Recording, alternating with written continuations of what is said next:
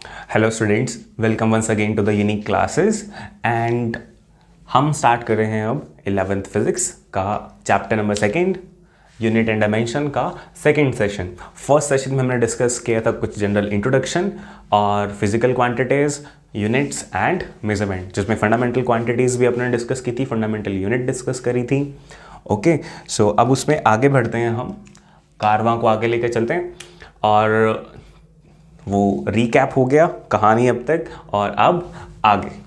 Okay, सो आगे अपने को क्या करना है, आज का हमारा डिस्कशन का पार्ट है मेजरमेंट। अभी तो कहा कि मेजरमेंट करवा दिया, तो फिर से मेजरमेंट क्यों? नहीं, मैं भूला नहीं हूँ, दोबारा से कर रहे हैं अपने। तब भी कहा था आपको कि एक बार फिर से करेंगे। वो एक मेजरमेंट का आइडिया था जस्ट, अब मेजरमेंट, एक्चुअल मेजरमेंट की थोड़ी सी इमेजिंग देखेंगे, कैसे मेजरमेंट करते हैं रियल सिचुएशन के अंदर।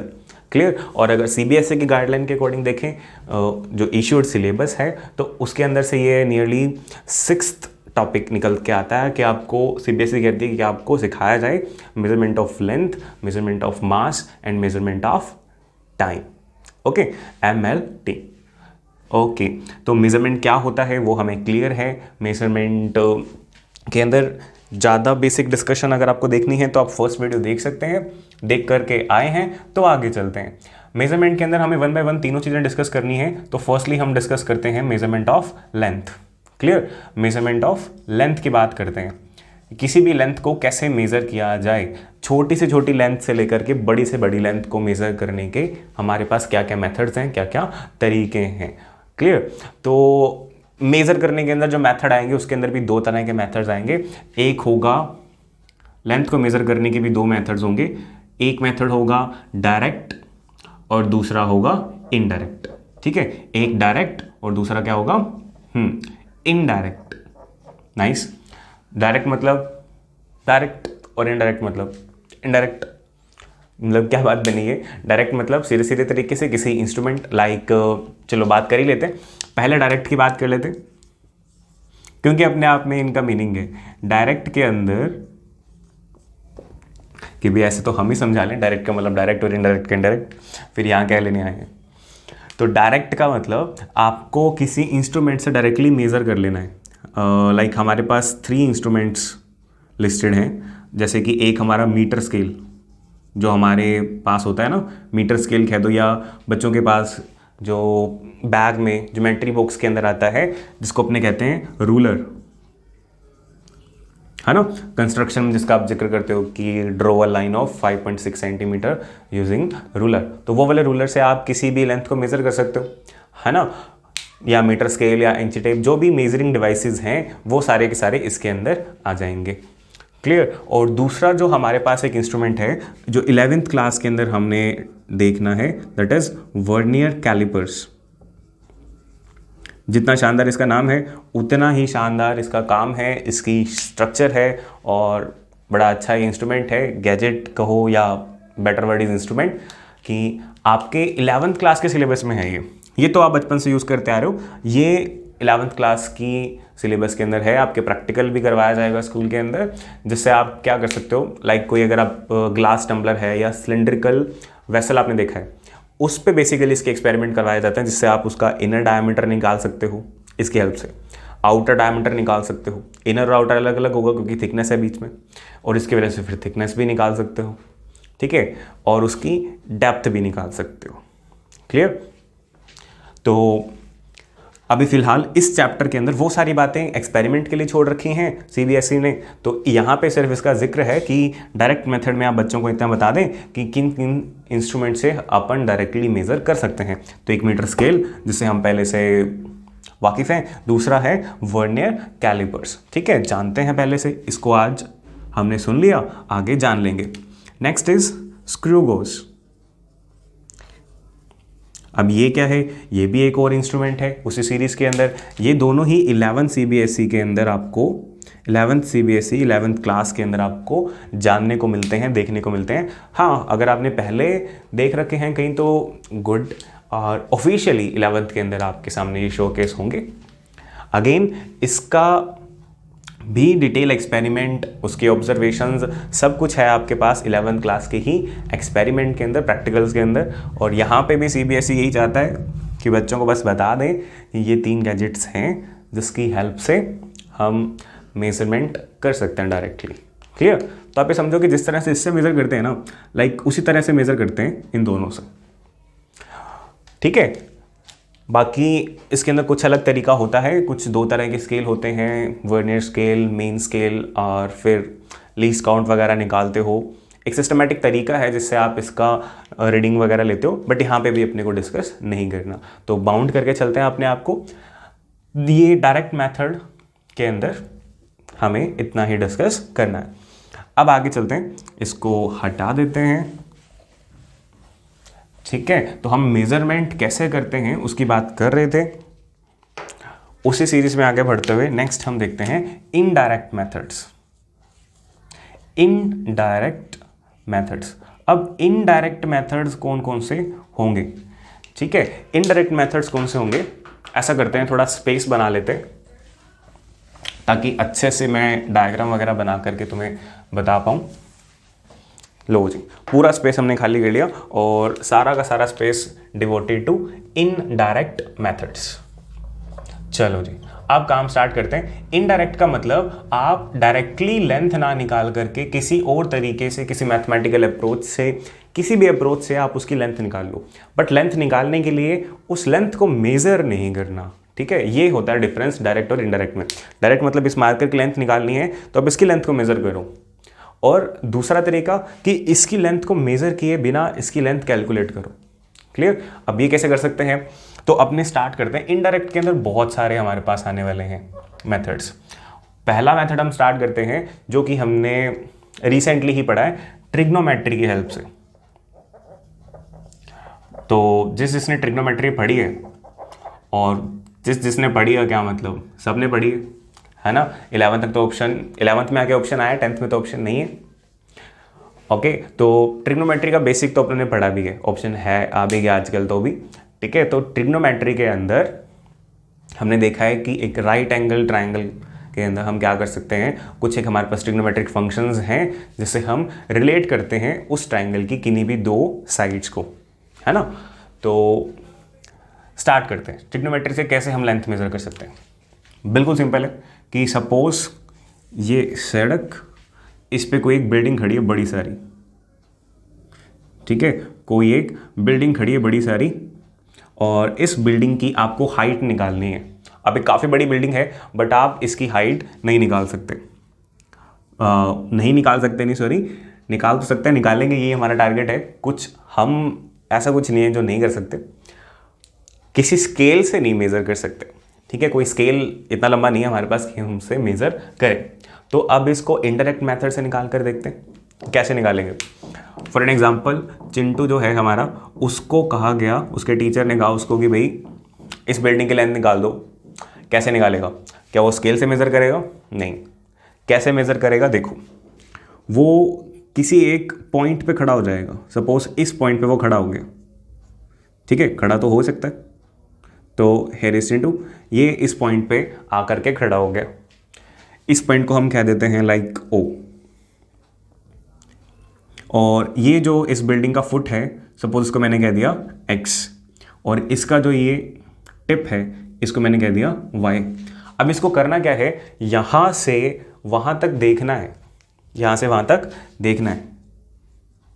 तो देख लेगा भाई, क्या बड़ी बात है, यहाँ से वहाँ तक देखना है। और ये एंगल ये पता कर सकता है, इंस्ट्रूमेंट होते हैं हमारे पास जिससे हम पता कर लेते हैं कि कितने एंगल पे हमें वो दिख रहा है।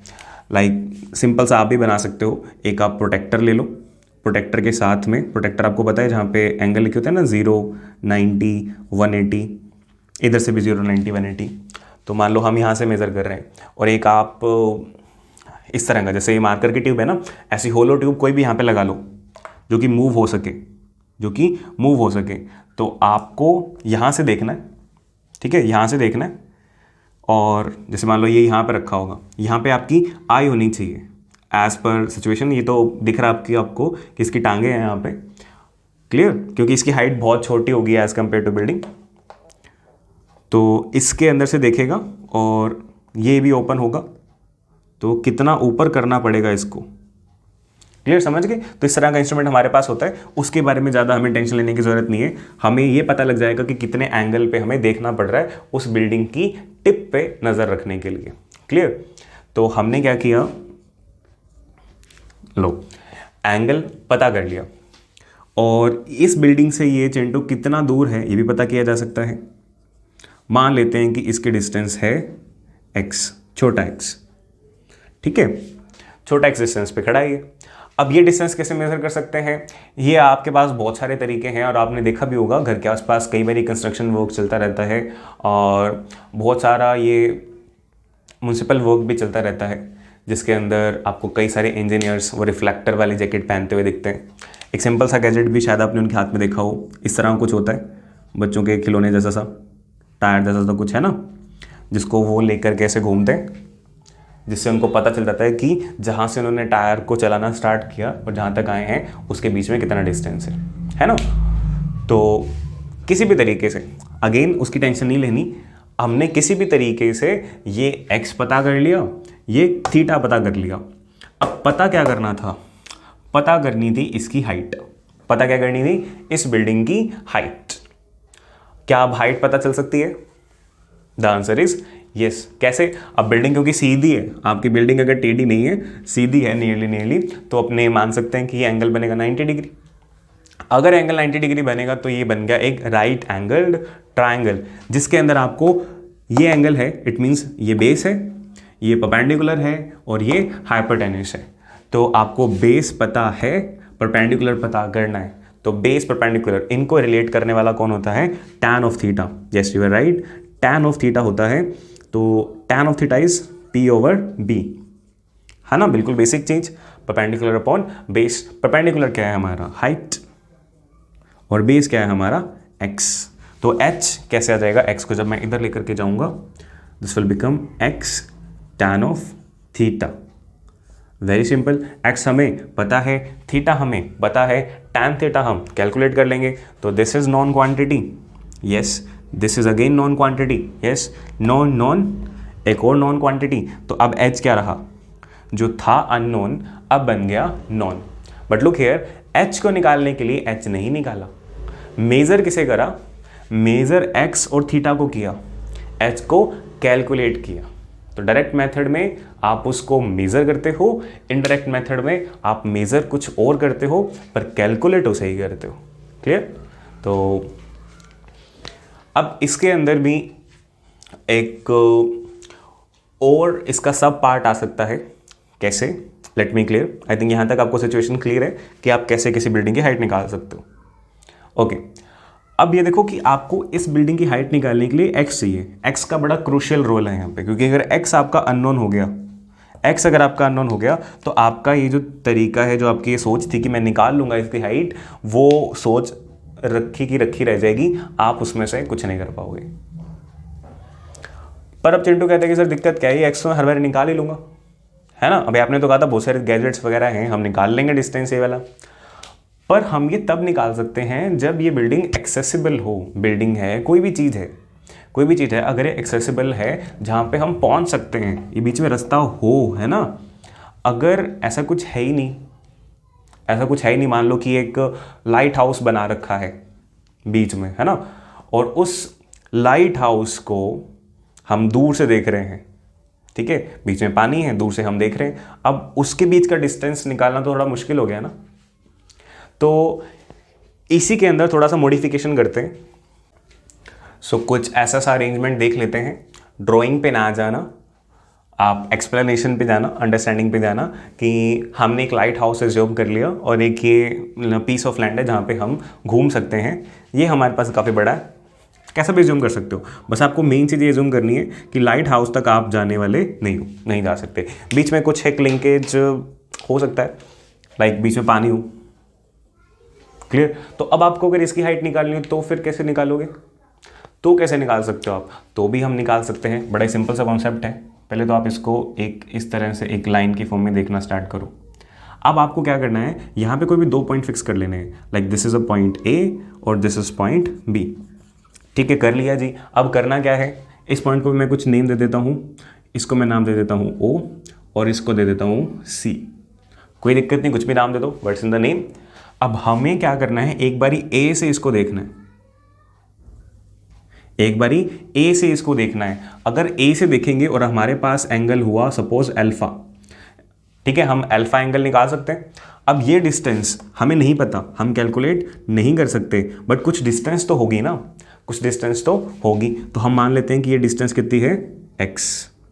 ठीक है, सुनते चलो, ये डिस्टेंस कितनी है, x। तो अभी अभी अपन ने किया था कि अगर ये डिस्टेंस x हो और ये अल्फा हो तो इसकी हाइट अगर h है तो वो h कैसे निकाली जा सकती है, इन ट्राइंगल, थोड़ा सा प्रॉपर्ली लिखें तो in triangle AOC h is equal to x tan alpha निकाली जा सकती है, कोई प्रॉब्लम वाली बात नहीं। बट दिक्कत क्या है, हमारे पास x नहीं है। अगर x होता तो यहाँ तक तो काम हो रखा था, x को कैलकुलेट करना पॉसिबल नहीं है। तो आप इसके लिए क्या करने वाले हो, आप एक और जगह से सपोज b से वापस इसको देखोगे। अब b से जब देखोगे तो देखना तो सेम ही है, तो इट मीन्स एंगल कुछ चेंज हो जाएगा। सपोज पहले अल्फा था और अब हो गया बीटा। पर हाँ, ये वाला डिस्टेंस आप मेज़र कर सकते हो, क्योंकि ये तो आप सेम पीस ऑफ लैंड पे ही मूव कर रहे हो ना। क्लियर, इसको अपने y कह दें या d कह देते हैं कि इनके बीच का डिस्टेंस कितना है, d डिस्टेंस है। ओके, अब आप इस बड़े ट्राइंगल को देखो, इस बड़े ट्राइंगल को, कौन सा triangle, in triangle BOC triangle को देखेंगे तो अब इसकी हाइट कैसे निकल सकती है, ये पूरा distance into tan of this angle. Similarly ये डिस्टेंस लिया था तो इसका टैन लिया था, ये डिस्टेंस लोगे तो इसका टैन लोगे। तो इट मीन्स h और किस तरीके से निकल सकती है, ये निकल सकती है x प्लस डी करके, x प्लस डी और टैन ऑफ बीटा, इस तरह से भी निकल सकती है। बट ऐसा क्यों कर रहे हैं भाई, x तो पता ही नहीं ना पहले से, इसको करने से क्या हुआ, x तो अभी भी नहीं पता, तो कैसे पता लगेगा। हम सिंपल सा तरीका अपनाएंगे, क्या करेंगे, जो फर्स्ट इक्वेशन है इसमें से x की वैल्यू निकाल लेते हैं, और इसके अंदर x की वैल्यू सब्स्टिट्यूट कर देते हैं, क्योंकि इसके अंदर x की वैल्यू जब निकालेंगे तो h और tan अल्फा में ही तो आएगी, जो कि h तो निकालने वाली क्वांटिटी है और tan अल्फा नॉन क्वांटिटी है, मतलब जिनके साथ अपन ने खेलना है वही तो क्वांटिटीज हैं।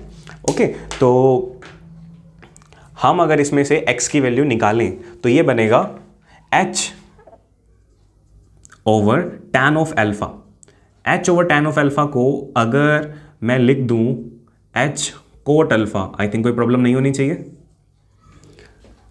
तो इस इक्वेशन को मैंने मॉडिफाई करके ये लिख लिया, और लेट मी से दिस इक्वेशन नंबर 1। अब मुझे x की वैल्यू यहाँ पुट करनी है। अब मैं x के लिए पुट करूँगा, फिर मल्टीप्लाई वगैरह कराना पड़ेगा मुझे टैन बीटा से। तो अगर मैं इस टैन बीटा को इधर भेज दूँ, ठीक है, उसको इक्वेशन नंबर 1 कहा, और इन ट्राइंगल BOC कहने के बाद ये स्टार्ट किया, और इस टैन बीटा को इधर ले आऊँ, h ओवर टैन बीटा। अगर आपको प्रॉब्लम नहीं है तो इसको, जैसे मैंने वहाँ पे h अपॉन टैन अल्फा को h कोट अल्फा लिखा था, इसको मैं डायरेक्टली लिख दूँ, थोड़ा टाइम बचेगा, स्पेस बचेगा। तो इसको मैं लिख देता हूँ h times cot of beta, और सामने बचा मेरे पास x प्लस डी। क्लियर, अब इस x के अंदर मैं वैल्यू डाल देता हूँ फ्रॉम इक्वेशन 1। तो ये बना h cot of beta is equal to h cot of alpha plus D. कहाँ से लिया मैंने, फ्रॉम इक्वेशन 1। ये कर लिया मैंने। अब देखो, अब आप क्या कर सकते हो, इसको कॉमन ले सकते हो, इस h को इधर ले आते हैं। इस h को जब इधर लेकर के आएंगे तो ये बनेगा h, दोनों में से कॉमन आ जाएगा, this will become cot of beta minus cot of alpha, सामने अकेला रह गया d। अब h को फाइंड आउट करना है तो ये सारी ब्रैकेट उधर, और आपको पता है ना जब इक्वल टू के उधर जाते हैं तो क्या चमत्कार होता है, प्लस वाला माइनस, माइनस वाला प्लस, मल्टीप्लाई वाला डिवाइड, डिवाइड वाला multiply. So we have to use this space. तो h will become equal to d over cot of beta minus cot of alpha. देखो, जो हम चाहते थे क्या हमने अचीव कर लिया। तो पहली बात हम चाहते क्या थे, हम चाहते थे कि हमें उस तक जाना ना पड़े, x उस तक जाने का डिस्टेंस था वो हट जाए। क्लियर, तो वो हट गया, बट हाँ थोड़ा काम टिपिकल हो गया। कैसे, इसके अंदर 2 वेरिएबल थे, x और अल्फा, 2 वेरिएबल थे, इसके अंदर 3 वेरिएबल आ गए, d अल्फा बीटा। बट हमारे पास तरीका तो आ गया ना कोई ऐसे चीज की भी हाइट निकालने का जो एक्सेसिबल नहीं है, यानी जहां तक पहुंचा नहीं जा सकता। Is that clear? ओके, सो आप इसको नोट कर सकते हो सिंपल। सो अब स्टार्ट करते हैं नेक्स्ट इनडायरेक्ट मेथड जो है रिफ्लेक्शन। ठीक है, और एक्चुअली मेथड नहीं है, मेथड्स की एक कैटेगरी कह सकते हैं अपने। जैसे अपने ट्रिग्नोमेट्री वाला मेथड किया तो उसके अंदर भी 2 केस किए अपन ने आगे। एक, जब कोई बिल्डिंग या कोई भी चीज़ जो भी अपनों ने जिसकी भी हाइट मेजर करनी है, द ऑब्जेक्ट, टारगेट ऑब्जेक्ट, वो एसेसिबल है या जब वो एसेसिबल नहीं है। अब उसी तरीके से हम रिफ्लेक्ट करवा करके, ठीक है, रिफ्लेक्ट करवा करके भी हम डिस्टेंस निकाल सकते हैं, लेंथ निकाल सकते हैं। तो कैसे निकाल सकते हैं, इसके अंदर अगर अपन देखें तो इसके अंदर कई सारे मेथड हैं। फर्स्ट अपन डिस्कस करते हैं लाइक रेडार। तो रेडार अपने आप में फेमस मेथड है, 9th क्लास में आपने इसको रीड किया है, चैप्टर नंबर 12 साउंड के अंदर, है ना। तो अगर आपको याद नहीं भी है तो भी टेंशन की बात नहीं है, ठीक है।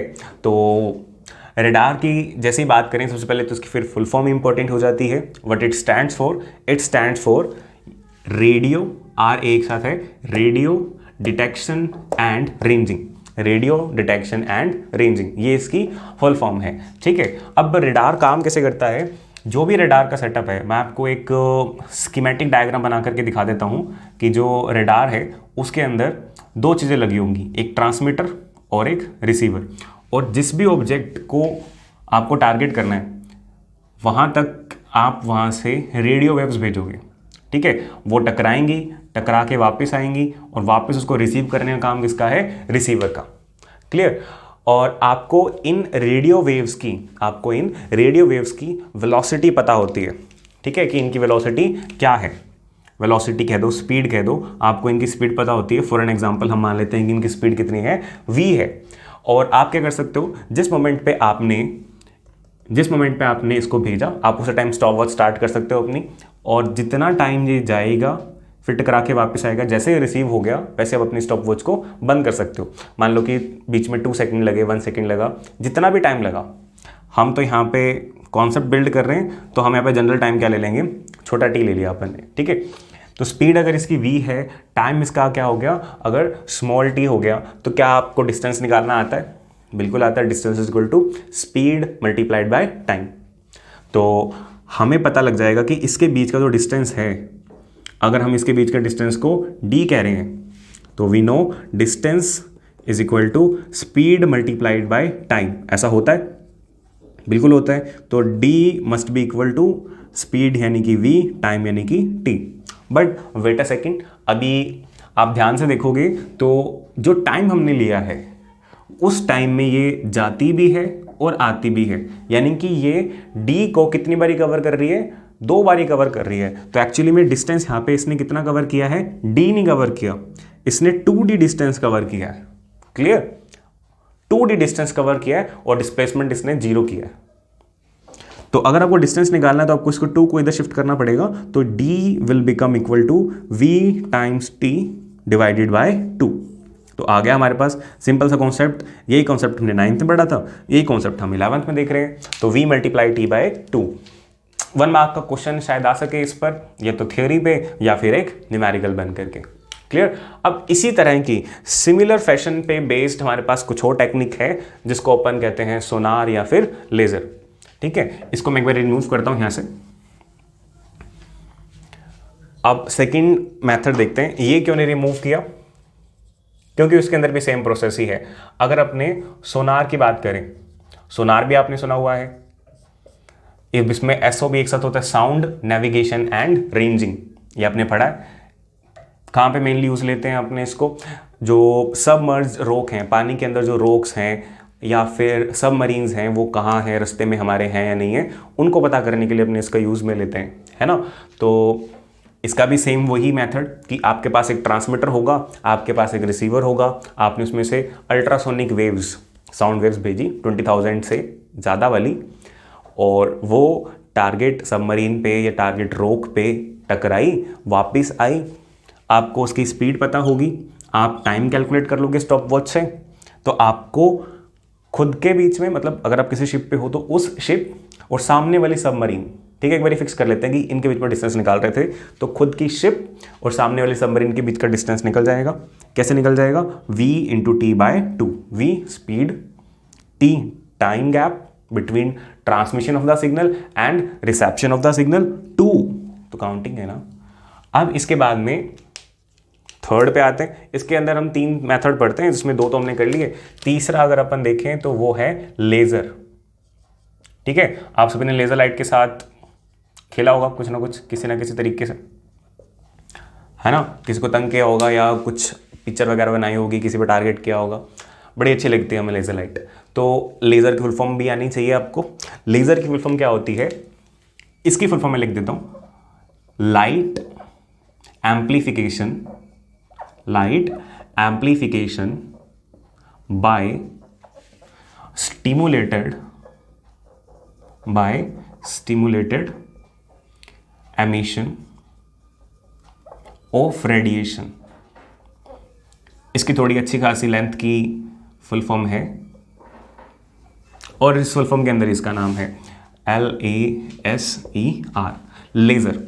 तो लेज़र के अंदर हम क्या करते हैं, लेज़र अपन देखोगे तो सिंगल कलर की होती है, तो एक मोनोक्रोमेटिक लाइट होती है, काफ़ी पावरफुल, काफ़ी इंटेंस, तभी वो बहुत दूर तक जाती है ना, और पॉइंटेड होती है एकदम। तो हम क्या करते हैं, लाइट को एम्पलीफाई करते हैं by stimulated emission of radiation, energy, radiation मतलब एनर्जी से। और बेसिकली अब इसके अंदर आपको करना क्या है, आपको इसके अंदर भी यही करना है कि लाइट को जिस चीज़ का भी डिस्टेंस निकालना है, लाइट को भेजना है और रिफ्लेक्टेड लाइट को पकड़ना है। मतलब इनमें जो काम कर रहे थे साउंड से, लेज़र में वो काम करना है लाइट से। ठीक है, कि मतलब अगर आप अर्थ पे खड़े हो, कि आप अर्थ पे खड़े हो यहाँ पे और आपको सामने से मून दिख रहा है, तो आपने क्या किया, आपका जो ऑब्जर्वेटरी है ना, अब ऐसे तो है नहीं कि आप छत पे खड़े होके अपनी घर वाले लेज़र लाइट से लेज़र लाइट फेंक दोगे मून तक और वापस भी आएगी। तो ऐसा अगर सोच रहे हो तो फ़ायदा है नहीं। जो भी ऑब्जर्वेटरी है वहाँ पे आपने इसमें से लेज़र लाइट मून पे प्रोजेक्ट करी और रिफ्लेक्टेड लेज़र लाइट भी आपने ऑब्जर्वेटरी में डिटेक्ट कर ली। ठीक है, अब स्पीड ऑफ लाइट तो आपको पता है कितनी है, c। तो अब ये v भी नहीं रहा, ये क्या रह गया, c बन गया, और जो कि हमें पता है 3 × 10⁸ मीटर पर सेकेंड, हाईएस्ट स्पीड एवर, है ना। तो अब ये जो c है ये तो नॉन ही बन गया बिल्कुल ही। t हम पता कर लेंगे और अगेन ये जाएगी भी और आएगी भी, तो हम डिस्टेंस की जगह 2d लेंगे और डिस्टेंस को इस तरह से कैलकुलेट करेंगे, जहाँ जहाँ v है वहाँ c से रिप्लेस कर देंगे बस, क्योंकि इसकी वेलोसिटी का एक खास सिंबल है c। तो रडार, सोनार, लेज़र, इन सब का एक ही काम है, भेजें, पकड़ें और कैलकुलेट कर लें टाइम बीच का। स्पीड आपको पता होगी, मल्टीप्लाई करें दोनों को, डिवाइड करें 2 से, आंसर आपके पास है। क्लियर? सो स्टार्ट करते हैं अब थर्ड इनडायरेक्ट मेथड से सीरीज के अंदर। पहला हमने किया ट्रिग्नोमेट्री, दूसरा हमने किया रिफ्लेक्शन मेथड, जिसके अंदर 3 मेथड थे। अब अपने स्टार्ट कर रहे हैं पैरालैक्स मेथड। ओके, अब पैरालैक्स मेथड से पहले हमें पता होना चाहिए व्हाट इज पैरालैक्स। ठीक है, पैरालैक्स अपने मेथड के अंदर भी यूज़ करेंगे और पैरालैक्स एरर भी होता है एक तरह का। ठीक है, तो व्हाट इज पैरालैक्स? तो सिंपली आपने शायद ये एक्टिविटी कभी करके भी देखी हो, बड़ी ही इंटरेस्टिंग एक्टिविटी है कि आप अपनी फिंगर को किसी भी एक जगह प्रोजेक्ट करके रखो। ठीक है, बिल्कुल बीच में। अब आपने किस तरफ रखी हुई है अपनी फिंगर, वो आपको पता होना चाहिए। जैसे मैं करता हूँ मोस्टली, तो दीवार पे जो क्लॉक है, वॉल क्लॉक है, जो घड़ी है, उसको ढूंढ लेता हूँ। उसके अंदर जो 12-6 वाली से लाइन होती है ना, उस लाइन के नीचे रख लेता हूँ अपनी फिंगर को।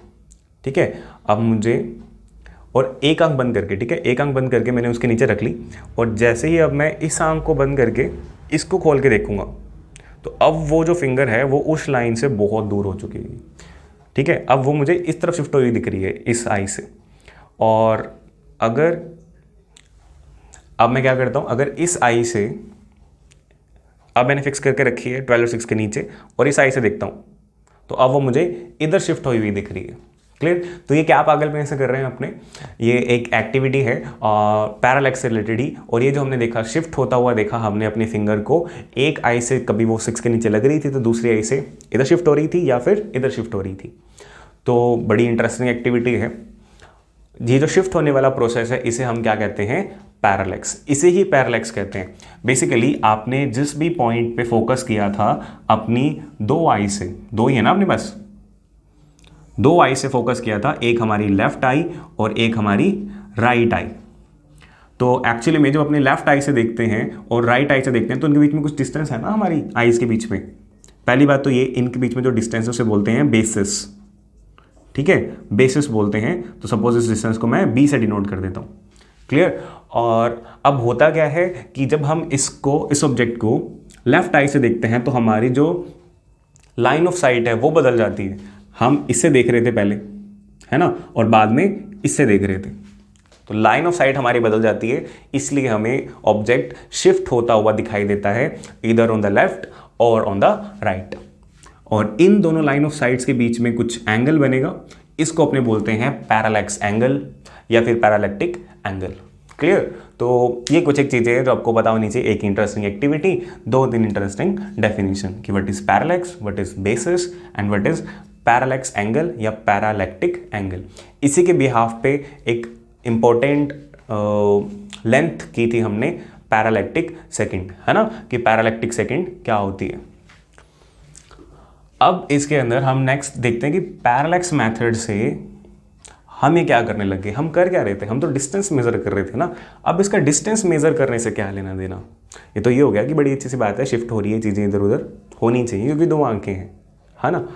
अब इस मेथड को हम किसी प्लैनेट को, किसी ऑब्जेक्ट को किसी प्लैनेट की डिस्टेंस निकालने में कैसे यूज़ कर सकते हैं, उसको देखने के लिए हम इसका एक डायग्राम बनाते हैं। सो ये रहा इसका पैरालैक्स का डायग्राम। हमने पैरालैक्स क्या होता है वो डिस्कस कर लिया, बट पैरालैक्स से किसी टारगेट प्लैनेट, मून वगैरह का डिस्टेंस कैसे निकालते हैं वो अपने चेक करते हैं। ठीक है, फॉर एग्जांपल ये हमारे अर्थ का कर्वेचर है। ठीक है, मानना ही पड़ेगा, अर्थ यहाँ पे ला सकते नहीं बोर्ड पे, ये हमारी अर्थ का कर्वेचर है। ठीक है, और ये रहा टारगेट प्लैनेट या मून, फिलहाल के लिए इसको टारगेट प्लैनेट कह दिया, जिसका डिस्टेंस अपने को निकालना है कि अर्थ से कितना डिस्टेंस है इसका। ठीक है, और ये जो दो पॉइंट्स हैं ये क्या रिप्रेजेंट कर रहे हैं, ये जो दो पॉइंट्स हैं, सपोज इसको मैंने ए कह दिया, इसको मैंने बी कह दिया, कुछ भी कह सकते हैं, है ना। तो इसको कह दिया अपन ने ए बी, ये दोनों क्या हैं, ये ऑब्जर्वेटरीज हैं। ठीक है, जैसे लेबोरेटरीज वैसे ऑब्जर्वेटरीज, जिससे ऑब्जर्वेशन वगैरह करने का काम करते हैं अपन। क्लियर। तो हम एक बारी यहाँ से इसको देखेंगे और एक बारी यहाँ से इसको देखेंगे। अब देख करके मिलेगा क्या हमें, तो एक बार इसको होल्ड ऑन करके रखते हैं। अपने को यहाँ पे जो सिंपल सा कॉन्सेप्ट यूज़ करना है वो है ये, जो कि आई थिंक मोस्टली सभी स्टूडेंट्स को पता ही है कि अगर ये एंगल हो थीटा, ये हो, इसको आर्क कहते हैं ना अपने, ये आर्क होता है और ये क्या होता है, रेडियस। क्या इन तीनों में रिलेशन पता है अपने को? पता है, हमें पता है कि angle is equal to arc upon radius, ऐसा होता है। बिल्कुल होता है। तो अगर हमें इस रेडियस माने कि इस पॉइंट से यहाँ तक का डिस्टेंस चाहिए, क्या हम निकाल सकते हैं? हाँ, अगर ये दोनों चीज़ें हमें पता चल जाए तो अपने रेडियस निकाल सकते हैं। कैसे? जो रेडियस होगा that will become equal to arc over theta. Right और रॉन्ग? एब्सोल्युटली राइट, रॉन्ग वाली तो कोई बात ही नहीं है। तो आपको आर्क चाहिए और आपको थीटा चाहिए। तो आई थिंक थोड़ा सा अगर आपको हिंट मिला हो तो यहाँ पे हमारे पास रेडियस ये रहा, इसको अपन अगर कह दें डी। क्लियर? कि अर्थ के किसी पॉइंट से लेकर के उस प्लेनेट तक का डिस्टेंस इक्वली होगा नियरली, ये डी, तो ये भी क्या ले लिया अपन ने, डी। इस डी डिस्टेंस को अपने को निकालना है। तो हमारा टारगेट क्या है यहाँ पे? हमारा टारगेट है that we have to calculate this D. इस डी को निकालना है। अब इस डी को निकालने के लिए आपको क्या चाहिए? आर्क चाहिए और थीटा चाहिए। आर्क मैंने अगर पूरा इसको पाई शेप में बनाए अपन, इस अर्थ को मैं रिमूव कर देता हूँ एक बारी, अर्थ वर्ड को, अर्थ को रिमूव करने की तो हिम्मत है नहीं भाई। लाइक ये वाला जो डिस्टेंस है, ये आर्क की लेंथ पता होनी चाहिए, है ना। तो ये लेंथ, क्योंकि अर्थ काफ़ी बड़ी है, फ्लैट ही है नियरली, तो ये वाला लेंथ कह दो या ये वाला लेंथ कह दो या इनके बीच का डिस्टेंस कह दो, ये नियरली तीनों चीज़ें इक्वल ही आएंगी। तो वो अपन मान लेते हैं सपोज कि दोनों ऑब्जर्वेटरीज के बीच का जो डिस्टेंस है, फॉर एन एग्जांपल अगर है x, ठीक है। x क्यों माना? y मानना था, y मान लो, नथिंग स्पेशल, जस्ट मान लिया कि एक सिंबल x है। क्लियर? अब हमारे पास जो बचा कैलकुलेट करने के लिए वो बचा ये वाला एंगल थीटा। अब ये वाला एंगल, दिस एंगल से दिस एंगल भी थीटा। अब ये एंगल थीटा कैसे निकाला जा सकता है? इसको निकालने के लिए अब हमें बात समझनी पड़ेगी, लिसन केयरफुली। अब हमें क्या करना है, एक स्टार लेना है, ठीक है, बहुत दूर हो जो स्टार, ठीक है, एक स्टार जो इस डिस्टेंस से बहुत बहुत बहुत बड़ी डिस्टेंस पे है, बहुत ज़्यादा दूर है, और लगभग इस ऑब्जर्वेटरी से देखे या इस ऑब्जर्वेटरी से देखे तो वो एक ही डायरेक्शन में एक ही डिस्टेंस पे दिखता है। ध्यान से सुनो, एक ऐसा स्टार पकड़ना है जो दोनों ऑब्जर्वेटरी से लगभग लगभग सेम ही डायरेक्शन में दिखे। क्लियर? अब उसको पिक्चराइज कैसे करेंगे अपन? मान लो कि हमने यहां कोई स्टार पकड़ लिया, ठीक है, let this star be S. Clear? तो हम जब इस ऑब्जर्वेटरी पे खड़े हैं तो हम क्या करेंगे, पहले जो हमारा जिस भी डिवाइस से हम एंगल मेजर करते हैं, आपने भी बात की, और उसे क्या कहते हैं, उसको बोलते हैं सेक्सटेंट। जो आपको बताया था कि आप जनरली खुद भी बना सकते हो, एक प्रोटेक्टर के साथ में आप एक कोई मार्कर की खाली ये बॉडी वगैरह लगा करके एक सेक्सटेंट बना सकते हो, जिससे आपको पता लग जाए कि आपने कितने एंगल पे कोई चीज़ देखी है। क्लियर? तो यहाँ पे हम क्या करेंगे, पहले हमारे सेक्सटेंट को कहाँ फोकस करेंगे, उस स्टार पे फोकस करेंगे और रीडिंग कर देंगे 0। क्लियर? अब वहाँ से एंगल मेजर करना स्टार्ट करेंगे कि इस सेक्सटेंट से, सॉरी, इस स्टार से इस प्लैनेट तक देखने के लिए हमें कितना मूव करना पड़ता है। आराम से सुने, हम इस ऑब्जर्वेटरी पे हैं, ठीक है, अभी इस ऑब्जर्वेटरी पे हैं, और हमने हमारे सेक्सटेंट वाले टेलीस्कोप को कहाँ पे फिक्स कर रखा है, इस स्टार पे फिक्स कर रखा है। क्लियर? अब इस स्टार से अपने प्लैनेट की तरफ आ रहे हैं, जो हमारा टारगेट प्लैनेट है उस प्लैनेट की तरफ आ रहे हैं, तो हम देख रहे हैं कि कितना एंगल शिफ्ट हुआ। क्लियर? माने कि इसको अगर अपन देखें, लगभग लगभग सीधी ए लाइन यही मिल रही है, तो हमें देखना है कि यहाँ से एक बार जब स्टार देख रहे थे, फिर जब अपने क्या देख रहे हैं, ये प्लैनेट देख रहे हैं, तो कितना एंगल शिफ्ट हुआ। Let this angle be suppose θ1, मैंने इसको θ1 कह दिया। क्लियर? अब एक बार इस डायग्राम को भूल जाना चाहिए हमें कि यहाँ पे कुछ है। अब इस ऑब्जर्वेटरी पे जा रहे हैं, ठीक है, अब किस ऑब्जर्वेटरी पे जा रहे हैं, बी वैली पे। अब बी वाली से भी सेम डायरेक्शन में आपको वही स्टार दिख रहा है, तो आप पहले उसी स्टार पे फोकस करोगे, ठीक है। कहाँ फोकस करोगे, उसी स्टार के ऊपर, सपोज ये यहाँ पे स्टार एस, और फिर आप उस स्टार से इधर आओगे प्लैनेट की तरफ, और आप नोट करोगे कि कितना एंगल आपको मूव करना पड़ा। ठीक है, बातें क्लियर हो रही हैं? और लेट कि ये एंगल हमारा हो गया θ2। ठीक है, एक बारी मैं इस डी को हटा देता हूं ताकि आपको मेन जो चीज़ दिखानी है मुझे वो दिख जाए। क्लियर? और अगर ये भी क्लियर नहीं है तो इसको बोल्ड कर देते थोड़ा सा। ये θ1 कहा अपन ने, और ये वाला एंगल अपन ने कहा θ2। ओके, अब इस डायग्राम के अंदर अगर अपन देखें तो शायद हमें लग सकता है कि ये दो स्टार कैसे ले लिया अपन ने, आपने तो एक ही स्टार की बात कर रहे हैं, बट ये दो डायग्राम ना बनाने पड़े इसलिए अपन ने ऐसा काम किया। अदरवाइज अपने को पहले इतना डायग्राम बनाना चाहिए, ठीक है, और फिर इतना डायग्राम बनाना चाहिए कि हम जब एक लेबोरेटरी पे खड़े हैं तो हमने उस स्टार पे फोकस किया, फिर उससे प्लैनेट की तरफ आ गए। ओके, एंगल नोट कर लिया, फिर दूसरी ऑब्जर्वेटरी पे गए, पहले उस स्टार पे फोकस किया, फिर प्लैनेट पे आ गए। बहुत सिंपल है। डायग्राम में शायद आपको लग सकता है दो स्टार है, बट एक्चुअली में स्टार एक ही है। ओके, डायग्राम कुछ इस तरह से बना कि आपको दो लग रहे हैं। अब ये एंगल निकाला क्यों है? क्योंकि हमें दिक्कत आ रही थी इस थीटा को निकालने में। तो अब आप देखो, आपको अल्टरनेट इंटीरियर एंगल का कॉन्सेप्ट पता है ना। जब बहुत दूर है स्टार तो लगभग सीधी वाले डायरेक्शन में ही होगा। तो आप क्या कर सकते हो, सबसे फेवरेट एंगल अपना ये एंगल अल्टरनेट इंटीरियर एंगल है ना। This angle is equal to this angle, if this is 30 degree this will also be 30 degree. तो अगर ये θ1 है तो आप यहां पे एक ऐसे लाइन अगर ड्रॉ करो, ज़्यादा ड्रॉ करने की जरूरत नहीं, थोड़ी सी ड्रॉ कर लो। ये θ1 है तो ये एंगल भी क्या हो जाएगा, θ1। और अगर ये θ2 है तो ये एंगल कितना हो जाएगा, θ2 हो जाएगा। ओके, तो टोटल एंगल थीटा कितना आ जाएगा, θ1 plus θ2। Are you getting my point? Means हमें मिल गया एंगल ए पी बी जो हमने कहा था थीटा, वो हमें मिल गया theta is equal to theta 1 plus theta 2। Theta 1 कहाँ जाके ऑब्जर्व करोगे आप? लेबोरेटरी, ये सॉरी ऑब्जर्वेटरी ए पे। थीटा 2 कहाँ जाके ऑब्जर्व करोगे? ऑब्जर्वेटरी बी पे। क्लियर? और आपको इनके बीच का डिस्टेंस पता ही है, ए बी का जो डिस्टेंस है वो कितना है? x। और अब आपको पता है क्या?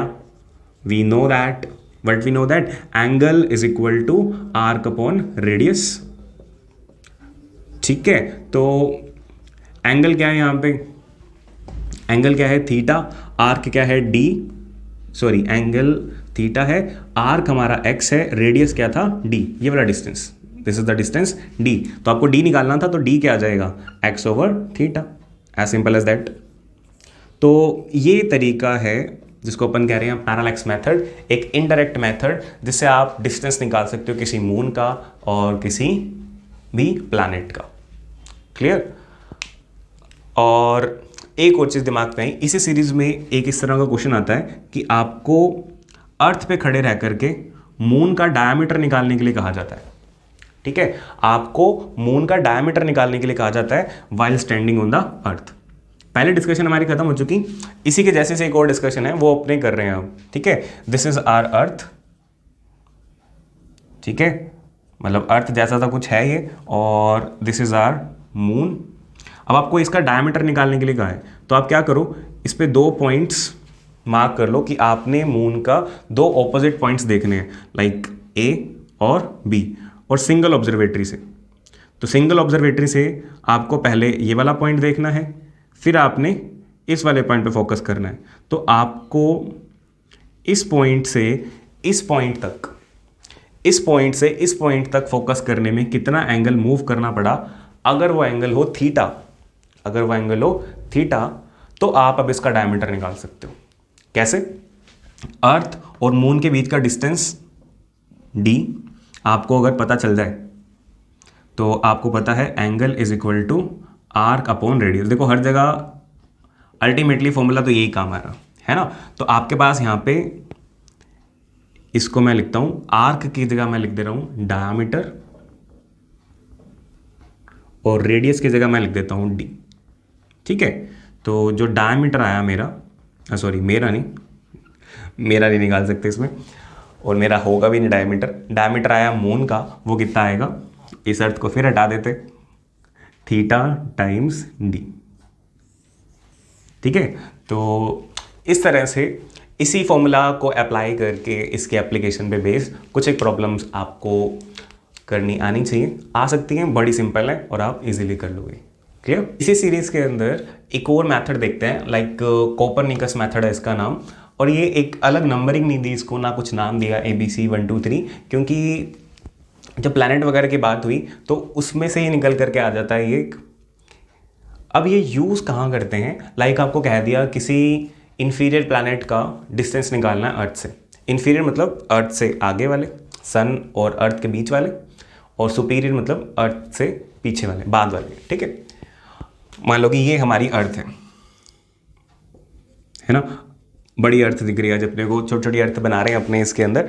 अगर अपने पास ये वाली अर्थ है, ये कोई सा भी प्लैनेट है, ये कोई सा भी प्लैनेट है, और बीच वाला हमारा सन है। ठीक है, सारा सोलर सिस्टम ले आए अपने। अब सिर्फ उसमें से 2 प्लैनेट ही हाईलाइट कर रखे हैं अपन ने। अगर अपने को इस अर्थ और इस प्लैनेट के बीच का डिस्टेंस निकालना हो, तो वो अपने कैसे निकाल सकते हैं? ठीक है, तो उसके लिए क्या तरीका है हमारे पास? आप देखो कि हम इनको पॉइंट मान करके सभी को एक पॉइंट मान करके ट्रीट करते हैं और लाइंस ड्रॉ करते हैं। सन को मैंने प्लैनेट से कनेक्ट किया, प्लैनेट को मैंने अर्थ से कनेक्ट किया, और सन को मैंने अर्थ से कनेक्ट किया। ठीक है, तो आपको ये कनेक्शन दिख रहे हैं, सिंपल एंड इजी। अब इस प्लैनेट को देखो, जब प्लैनेट मूव कर रहा होगा, पहली बात तो ये है कि इस मेथड के अंदर ये एजम्पशन है कि जो प्लैनेट्स वो मूव कर रहे हैं सर्कुलर ऑर्बिट के अंदर, जो कि ट्रू टू द रियलिटी नहीं है। ओके, तो ये एजम्पशन वाला मेथड है जिसके अंदर हम ये मान के चलते हैं कि जो ऑर्बिट्स हैं वो सर्कुलर हैं, एलिप्टिकल नहीं है। ओके, तो अब इसके अंदर क्या होगा, लाइक इस एंगल पे आप फोकस करो, ये वाला जो एंगल है, दिस एंगल, इसको मैं नेम दे देता हूँ, इस पॉइंट को नाम दे देता हूँ S, इसको नाम दे देता हूँ P, इसको नाम दे देता हूँ E, है ना, as per their role earth, planet and sun. तो आप इस एंगल को देखोगे अगर SPE को, तो ये वाला एंगल जब ये इससे दूर होगा, बिल्कुल जब ये इससे दूर होगा, यहाँ कहीं आ जाएगा, तो अर्थ से ये वाला एंगल 90 डिग्री एंगल बनाएगा। ठीक है, उस केस के अंदर हम ये रूल लगा सकते हैं। अभी शायद ये थोड़ा सा ऑब्ट्यूज लग रहा है, एंगल 90 से बड़ा लग रहा है, बट जब ये सन से मैक्सिमम डिस्टेंस पे होगा, ठीक है, वैसे तो सर्कल है, सभी डिस्टेंस बराबर ही है, बट ये जब यहाँ पे होगा इसके से डिस्टेंस पे, तो अर्थ का और इसका एंगल क्या हो जाएगा, 90 डिग्री। उस केस में अपने इसको यूज़ कर सकते हैं। क्लियर, जब ये एंगल 90 डिग्री हो जाएगा तो ये ट्राइंगल बन जाएगा राइट एंगल ट्राइंगल। यही तो बनाना था, क्योंकि राइट एंगल ट्राइंगल जैसे ही बन जाता है तो बहुत सारे ऑप्शन खुल जाते हैं हमारे पास। अगर ये एंगल बन गया राइट एंगल, ये ट्राइंगल बन गया राइट एंगल ट्राइंगल। अच्छा, एक और खास एंगल है दिस एंगल। ये जो एंगल है मतलब कि किसके बीच का, सन टू अर्थ और प्लैनेट टू अर्थ, इनके बीच का जो एंगल है, ये एक खास एंगल है। इसको रिप्रेजेंट करते हैं इस एप्सिलॉन से। ठीक है, इसको भी एप्सिलॉन ही कह रहे हैं। ये एक सिंबल है खास, एप्सिलॉन। ओके, जैसे आपने ये पढ़ा, ये लैम्डा है, ये फाई है, उसी सीरीज में कोई एक सिंबल है जिसको अपन ने एप्सिलॉन कह दिया, और इसको बोलते हैं इलोंगेशन एंगल। क्लियर, क्या बोलते हैं, इलोंगेशन एंगल। फाइन, अब आपको निकालना क्या था, ये वाला डिस्टेंस निकालना था। अब अपने क्या करते हैं, इन सब डिस्टेंसेस का नेम रख देते हैं, लाइक सबको डी ही कह देते हैं। इसको डी कह दिया प्लैनेट और अर्थ के बीच का, इसको डिस्टेंस कह दिया सन और अर्थ के बीच का, इसको डिस्टेंस कह दिया प्लैनेट और सन के बीच का। क्लियर, अगर आपको ये वाला एंगल पता है, ये वाला एंगल पता है, और सन और अर्थ के बीच की डिस्टेंस आपको पता है ना कितनी होती है, 1 एस्ट्रोनॉमिकल यूनिट। देखो, ये डिस्टेंस आपको पता है और ये एंगल अगर पता लग जाए तो आप इस डिस्टेंस को कैलकुलेट कर सकते हो। इसको भी कैलकुलेट कर सकते हो और इसको भी कैलकुलेट कर सकते हो, इजीली कैलकुलेट कर सकते हो, है ना। और कैसे कैलकुलेट कर सकते हो, आपको पता है राइट एंगल ट्राइंगल के अंदर ये तो हमारे पास क्या है, हाइपोटेनस है, और ये क्या है, क्योंकि ये वाला एंगल है तो ये बेस और ये वाला परपेंडिकुलर, तो हमें बेस और हाइपोटेनस के बीच में रिलेशन चाहिए। तो आप क्या लिख सकते हो, cos of theta is equal to base upon hypotenuse, है ना। तो बेस क्या हो गया हमारा, distance between planet and earth upon distance between sun and earth. तो कोस ऑफ एप्सिलॉन से ये वाला आंसर, थोड़ा इसको अगर और अरेंज कर दें तो ये बन गया DSE times cos of epsilon. लो जी, आ गया हमारे पास आंसर। ठीक है, तो एक सिंपल सा ट्रिक नहीं, एक सिंपल सा नोट था जो हमने डिस्कस कर लिया। अब इसी सीरीज़ के अंदर आगे चलते हैं, और अभी तक हमने 3 कैटेगरी कर ली डिस्टेंस को या लेंथ को इनडायरेक्टली मेजर करने वाली। एक हमने किया ट्रिग्नोमेट्री, एक हमने किया रिफ्लेक्शन, एक हमने किया पैरालैक्स, और चौथी हम करने जा रहे हैं मोलिकुलर डिस्टेंसेस। अगर आपको निकालनी हो तो कैसे निकाल सकते हो। एक बड़ा ही फेमस क्वेश्चन है, 11th के अंदर आता है कई जगह पर, कि आपको ओलिक एसिड का डायमीटर निकालना हो। क्या निकालना हो, डायमीटर निकालना है, किसका, ओलिक एसिड का। अभी ओलिक एसिड क्या चीज़ है, अभी वैसे तो ना जाने तो भी कोई लेना देना नहीं है, बट फिर भी बता देता हूँ। ओलिक एसिड होता है, इसका फॉर्मूला है C14, नहीं, इसका फॉर्मूला है C18H34O2। हाँ, ऑक्सीजन लगे होते हैं 2, इसलिए हाइड्रोजन 34 लगते हैं इसके अंदर, और ग्रीन वेजिटेबल वगैरह के अंदर मिलता है। एक फैट है ये, क्लियर, फैटी एसिड है ये। अब जो भी है, ये केमिस्ट्री की बात आ गई, अपने तो है फिजिक्स वाले बंदे, फिजिक्स की बात करते हैं इसके अंदर। तो हमें इसका मोलिकुलर डायमीटर निकालना है। क्लियर, इसका डायमीटर निकालना है, तो क्या करेंगे, एक इसका सिस्टमेटिक प्रोसेस है, अपने वो प्रोसेस स्टार्ट करते हैं, और स्टार्ट करेंगे जैसे जैसे आगे जाएंगे अपने को इसके अंदर का सिस्टम पता लगता रहेगा। तो स्टार्ट करते हैं एक्टिविटी, मस्त एक्टिविटी है। आपको क्या करना है, बीकर लेने हैं। ठीक है, सपोज आपने 2 बीकर ले लिए। ठीक है, इसके अंदर क्या डालनी है, अल्कोहल, एक्सपेरिमेंट करने के लिए। ठीक है, अल्कोहल डाल के रखनी है। इसमें कितनी अल्कोहल डाली अपन ने, 20 सेंटीमीटर क्यूब, और इसमें भी कितनी डाली, 20 सेंटीमीटर क्यूब। ये हमारा फर्स्ट बीकर, ये हमारा सेकंड बीकर। क्लियर? ओके, अब हमने क्या किया, यहाँ पे इसके अंदर ओलिक एसिड की कुछ ड्रॉप्स गिराई, ठीक है, कुछ ड्रॉप्स गिराई हमने ओलिक एसिड की। किसे गिरा सकते हैं अपन, कोई हमारे पास ड्रॉपर हो सकता है, उससे हमने कोई इसके अंदर ड्रॉप्स गिरा दी। क्लियर? कितनी ड्रॉप्स गिराई जाती है, फिक्स है ये सारा काम, ठीक है, अगर अपने कन्वेंशनल मेथड फॉलो करें तो। अदरवाइज अपना करना चाहें तो हम अलग से कंसेप्ट बना सकते हैं। 1 सेंटीमीटर क्यूब आपने लिया oleic acid, centimetre cube is the unit of volume, उसको अपने कितनी वॉल्यूम में डाल दिया, 20 सेंटीमीटर क्यूब। तो अगर यहाँ पे वॉल्यूम बाय वॉल्यूम रेशो देखें, वॉल्यूम बाय वॉल्यूम रेशो मतलब अगर आपको इसकी वॉल्यूम कंसंट्रेशन देखनी है ओलिक एसिड की, तो आप इसकी वॉल्यूम लिखो अपॉन इसकी वॉल्यूम लिखो, तो ये होगी 20, तो 1/20% है वॉल्यूम। क्लियर? अब क्या करना है, ये जो सोल्यूशन बन गया हमारा, इस सोल्यूशन में से ड्रॉपर से अपने कुछ सोल्यूशन उठाएंगे, 1/20% वाला जो सोल्यूशन है, और क्योंकि अब ये नया सोल्यूशन है तो एक नया कलर ले लेते हैं। अब फिर वापस से अपने क्या कर रहे हैं, किसी ड्रॉपर की हेल्प से, ठीक है, किसी ड्रॉपर की हेल्प से अब इसके अंदर कुछ एक ड्रॉप्स गिरा रहे हैं। ये कौन सा सोल्यूशन है, 1/20% वाला सोल्यूशन है। अब इसको वापस 20% में गिरा रहे हैं, ठीक है, तो इसकी कंसेंट्रेशन कितनी हो जाएगी, ये तो इसकी कंसेंट्रेशन थी, अब इसकी कंसेंट्रेशन कितनी हो जाएगी, इसकी हो जाएगी 1/20 तो पहले से है, अपॉन 20 करेंगे तो ये आ जाएगा 1/400%। इतनी कंसेंट्रेशन वाला सोल्यूशन बन गया। क्लियर? तो ये जो सोल्यूशन बन जाएगा, जब ये ड्रॉप्स इसके अंदर गिर जाएंगी, मिक्स हो जाएंगी, तब अब इस सोल्यूशन को फिर निकालेंगे और फिर अपन एक और बीकर में डालेंगे। यही काम करना है इसमें क्या, और क्या कर रहे हैं अपने को तो डायमीटर निकालना था, ये क्या निकालने डालने में लग गए अपन, इसमें निकाला सा, इसमें मिक्स किया, ये वाला उसमें मिक्स किया, ये वाला उसमें मिक्स किया। सो स्टे ट्यून, पता लगेगा लास्ट तक। जो बता रहा हूँ वो समझ आना चाहिए कि क्या कर रहे हैं, क्यों कर रहे हैं, वो क्लियर हो जाएगा। तो अपने क्या कर रहे थे, इसमें डाला ये सोल्यूशन बना के, इसमें डाल दिया। अब ये जो सोल्यूशन बना 1/400% वाला, तो भाई तीसरा सोल्यूशन बन गया। तो तीसरा कलर ले लेते हैं अपन, वापस अपन ने ड्रॉपर लिया, ठीक है, ड्राइंग स्किल्स पे ना जाए, हमने एक ड्रॉपर लिया और उसमें से कुछ एक ड्रॉप्स डालनी है। अब ये तो खाली नीचे नहीं, खाली नहीं रखना, इसके अंदर भी कुछ ना कुछ सोल्यूशन होगा ही हमारे पास। कौन सा सोल्यूशन होगा, लाइक वाटर ले लिया अपन ने, ठीक है, थोड़ी सिंपल चीज़ भी ले लेते हैं, वाटर ले लिया। अब वाटर से हम इसके ऊपर, ये कौन सा वाला सोल्यूशन है हमारे पास, दिस इज 1/400 वाला सोल्यूशन, ठीक है, दिस इज 1/400 वाला सोल्यूशन। ये वाला सोल्यूशन अपन ने इसके अंदर डाला है, और ये वाला सोल्यूशन अब इसमें डालेंगे तो ये सोल्यूशन जैसे ड्रॉप गिरेगी इसके ऊपर ना, तो इसके ऊपर ये ड्रॉप स्ट्रेच होने लग जाएगी, ठीक है, और थोड़ा हम भी हेल्प करेंगे इसको स्ट्रेच करने में, और स्ट्रेच कर करके इसकी एक फिल्म बना देंगे इसके ऊपर, ठीक है।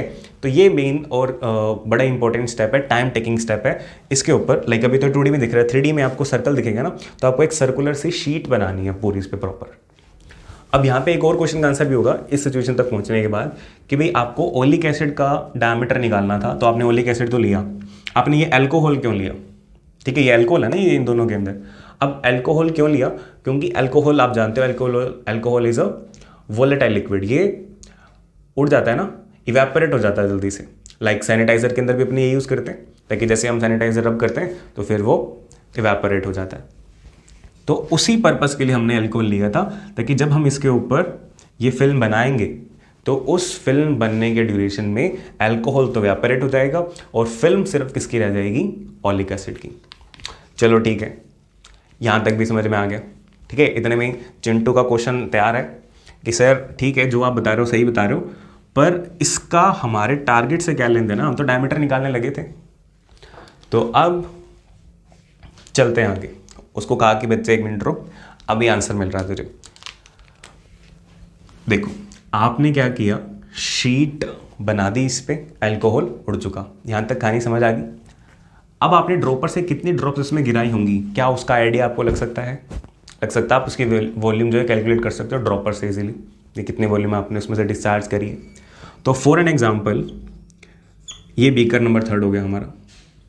तो हम अगर कहें volume of 1/400% solution discharged in third beaker कितनी है?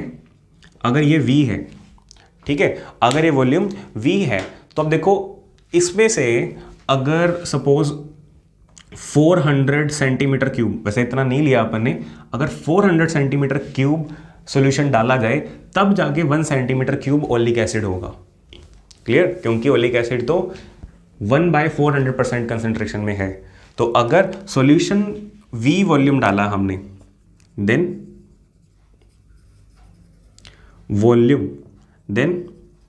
Volume of the oleic acid, in this solution, ये आपको पता लग सकता है कितनी होगी, V/400। Very nice, simple. आपको पता लग गया कि पूरी वॉल्यूम कितनी है। ओके, अब आपको क्या करना है, आप ये देखो ध्यान से कि जब इस पर एक शीट बनेगी ना तो वो इस तरह की होगी, उसकी कुछ ना कुछ थिकनेस होगी। ये समझो जैसे 1 रुपये का सिक्का है, ठीक है, बड़ी सारी कोई एक शीट है थिकनेस वाली, तो इस तरह की कुछ आपको शीट मिलेगी ना, जिसके अंदर, अब ये सर्कुलर है, यहाँ पे 2D में अच्छे से एक्सप्लेन नहीं किया जा सकती, 3D के अंदर आप इमेजिन करो। कैसे इमेजिन कर सकते हो कि स्फीयर्स हैं बहुत सारे, क्योंकि जो भी ये हैं ड्रॉप्स, इसके अंदर आप क्या मान सकते हो, जो ये मॉलिक्यूल हैं वो स्फेरिकल शेप में है। आप ये मान के चलो कि एक आपने बिल्कुल प्लेन डिस्क ली है, ठीक है, एक बिल्कुल प्लेन डिस्क ली है सर्कुलर, ऐसे नहीं, इस तरह से, ठीक है, एक सर्कुलर डिस्क ली है, उसके ऊपर एक और सर्कुलर डिस्क है, बट बीच में क्या है, बहुत सारी गोल गोल छोटी छोटी कांच की गोलियां लगा रखी हैं आपने, ठीक है। तो अब अगर मुझे डायमीटर पता करना है इसका, तो मैं इस डिस्क का थिकनेस भी पता कर सकता हूँ। इस डिस्क की थिकनेस कितनी होगी, जितना उन बोल्स का डायमीटर होगा। क्लियर? तो यहीं पे कंसेप्ट छुपा हुआ है। हमने क्या किया, एक फिल्म बना दी, और अगर हमें कंसीडर करके चलें कि फिल्म जो है एक मॉलिक्यूलर जितनी थिकी है, कि उस फिल्म के अंदर जो ये लेयर बनी है उसके अंदर कहीं पे भी हाइट में 2 मॉलिक्यूल नहीं है, एक एक मॉलिक्यूल ही आ रहा है, ठीक है, एक एक मॉलिक्यूल ही आ रहा है, ऐसा नहीं है कि 2 मॉलिक्यूल आ गए, ये केस नहीं है, एक एक मॉलिक्यूलर थिक ही है ये लेयर। तो अब मुझे डायमीटर निकालने के लिए क्या करना पड़ेगा, आपको ये पता है वॉल्यूम इज इक्वल टू, ये आपने 10th क्लास के अंदर भी सीखा है और बेसिक फॉर्मूला है ये, तो लाइक ए सिलेंडर सा बन गया। तो वॉल्यूम क्या होता है, area into height, base area into height आप कहते थे, लाइक सिलेंडर का एरिया पाई आर स्क्वायर है, तभी तो निकालते हो ना, पाई आर स्क्वायर सर्कल का, और एच उसकी हाइट, ठीक है। आपको निकालना क्या है यहाँ पे, ये जो हाइट है, यानी कि ये जो डायमीटर है, ये हमारे काम की चीज़ है। तो आपको अगर एरिया पता चल जाए और वॉल्यूम पता चल जाए तो आपका काम बन गया, ठीक है। क्या आपको वॉल्यूम पता है? Yes, we know that the volume is V/400। Good. क्या आपको एरिया पता लग सकता है? आप एरिया कैलकुलेट कर सकते हो, एस्टिमेट निकाल सकते हो इस बीकर के हिसाब से। क्लियर? तो आप एरिया भी पता कर सकते हो, हाइट यानी कि डायमीटर उसके बाद ऑटोमेटिकली निकल जाएगा। तो अब अपने लिखेंगे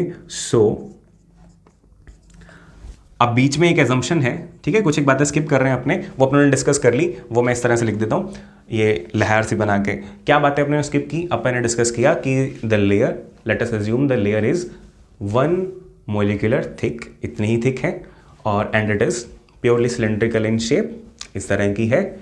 then so the thickness of the film, जो फिल्म की थिकनेस आएगी वो कैसे आ सकती है, volume upon area. Are you getting me? बिल्कुल सिंपल कॉन्सेप्ट है, वॉल्यूम अपॉन एरिया। अब वॉल्यूम कितना है, V/400, और एरिया कितना है, सपोज A, तो ये क्या आ जाएगा, V/400 टाइम्स A। इन क्या वैल्यू डालोगे, ये सेंटीमीटर क्यूब में या मीटर क्यूब में, ये सेंटीमीटर स्क्वायर या मीटर स्क्वायर में, आंसर आ जाएगा सेंटीमीटर में। और अगर ये थिकनेस ऑफ द फिल्म है तो यही क्या होगा, डायमीटर ऑफ किसका, मेरा है तुम्हारा, किसी का भी नहीं, ओलिक एसिड का। तो ये एक तरीका था, सिंपल सा अच्छा सा ट्रिक था, जिसे अपने ओलिक एसिड का डायमीटर निकाल सकते हैं। बड़ी अच्छी सी एक टेक्निक है ना। और एक और इम्पोर्टेंट रिमाइंडर कि 11th क्लास के स्टूडेंट्स में कई बार ये कंप्लेन आती है, स्टूडेंट्स में नहीं, स्टूडेंट्स ये कंप्लेन भी नहीं, क्वेरी करते हैं कि हमारे स्कूल में ये टॉपिक एक एक्स्ट्रा करवाया है, ये टॉपिक एक कम करवाया है, और आपने ये कम करा दिया है, ज़्यादा करा दिया। तो देखो 11th के अंदर क्योंकि एग्ज़ाम जो है वो स्कूल सेंटर्ड होते हैं, कि स्कूल ने ही एग्ज़ाम कंडक्ट करवाने और स्कूल ने ही आपके एग्ज़ाम को एग्जामिन करना है, चेक करना है। तो वहाँ पे थोड़ी बहुत ही बातें चलती हैं कि टीचर अपनी तरफ से कुछ एक पॉइंट्स कम ज़्यादा जो भी उन्हें अच्छा लगता है आपके ही बेनिफिट के लिए वो उस तरीके से काम करते हैं। तो अब मैं जो फॉलो कर रहा हूँ वो CBSE का करिकुलम फॉलो कर रहा हूँ, और जो मुझे अच्छा लग रहा है, कोई पॉइंट जो मुझे बताने चाहिए नॉलेज अच्छी करने के लिए, ठीक है। एग्जाम के पॉइंट ऑफ व्यू से नहीं करवा रहा हूँ मैं आपको, नॉलेज के लिए, ठीक है। तो हो सकता है कोई एक आधा पॉइंट यहाँ पे ज़्यादा हो गया हो, बट हाँ एग्ज़ाम अगर आपका है तो उससे पहले आपको रिवाइज करना है। तो आप अगर ये टॉपिक, फॉर एन एग्जाम्पल इसी की बात ले लें, ये टॉपिक अगर आपको स्कूल में नहीं करवाया तो आप फिर इसको रिवाइज करने से छोड़ सकते हो, बट हाँ नॉलेज छूट जाएगी। कहीं आप फिर कहोगे फिर हम आपसे करें क्यों ये वाले सारे टॉपिक जब हमें करवाए ही स्कूल में 2 या 4 टॉपिक हैं। तो नॉलेज रह जाएगी आपकी। The choice is yours. Okay, so अभी हमें मेज़रमेंट करना है मास का और टाइम का। ऐसा करते हैं, उसके लिए एक शॉर्ट वीडियो सेपरेट बना लेंगे। अब ये काफ़ी लेंदी होगी वीडियो, सो मिलते हैं in the next session. Bye bye, take care.